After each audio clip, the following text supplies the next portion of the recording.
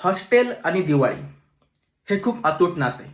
याबद्दल जेवढं बोलल ना तेवढं कमीच आहे, कारण आजपर्यंत कोणी बोललेलंच नाहीये. मी हॉस्टेलमधल्या पोरांना म्हणलं की यावेळेस आपण दिवाळी हॉस्टेलमध्ये साजरी करूयात. पोरं एकदम खुश झाले. एकाने सिलेंडर आणला, एकाने लायटर आणला. अरे म्हणले एवढं पण खुश होऊ नका, फराळ आपल्याला घरीच बनवायचा आहे. नाही नाही म्हणले, फटाका समजून सिलेंडर उडूयात, एकतर आपण राहील नाहीतर हॉस्टेल राहील.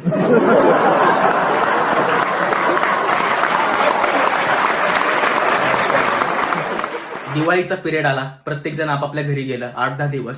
8-10 दिवसांनी परत आम्ही हॉस्टेलवर जमा झालो. आम्ही सगळे आनंदी होतो.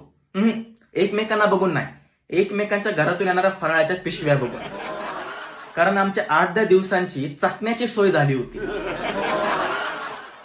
तर सगळा प्लॅन रेडी झाला की आज ठरलं की आज आपण प्यायला बसायचंय. खंबा वगैरे आणला, सगळे नियोजन केलं, फराळाच्या पिशव्या उघडल्या, ग्लास भरले गेले.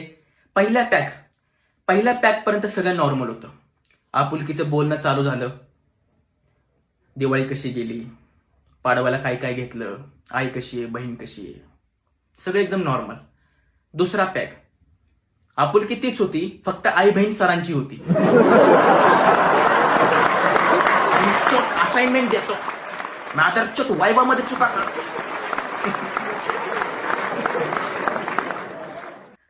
तिसऱ्या पॅक मध्ये सगळी एक्साइटमेंट गेली होती फराळाची. कोणी पॅक मध्ये शंकरपाळ्या बुडवून खाते, कोण करंजी सोबत शेजवान चटणी खाते. फुल एक्साइटमेंट गॉन. आणि प्रत्येक वेळेस नियोजन करताना एक असा कार्यकर्ता असतोच हॉस्टेलमध्ये, तो आपल्या गर्लफ्रेंड सोबत सामानगिरी करत असतो. तो मी आहे. या सगळ्या प्रकारामध्ये मला मेसेज आला गर्लफ्रेंडचा की baby talk dirty with me. मी होतो 4 पेग डाऊन. मी जर डर्टी बोलायला लागलो असतो तर माझ्या तोंडातून फक्त आई बहिणीच्या शिवाय निघल्या असत्या. पण काय करायचं, चान्स तर मिस करायचा नव्हता. मला काही सुचत नव्हतं. मी इकडे तिकडे बघितलं, काय करावं, काय केलं. माझी नजर गेली फराळाकडे. मी फराळाकडे एकटक बघत राहिलो आणि तिला बोललो, तुझे लाडू मला खूप आवडतात. त्या लाडूवरचा मनुका तो माझा खूप प्रिय आहे. आणि तुझ्या करंजीचा आकार.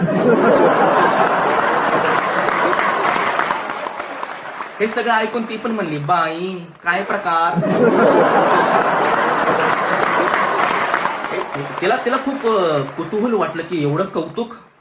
मग ती एकदम हँग झाली की ती मला बोलली की यार एवढं कौतुक. तुला मी एक गोष्ट सांगते, माझ्या आई ह्याच्यापेक्षा भारी करते, तू माझ्या आईचं एकदा ट्राय कर.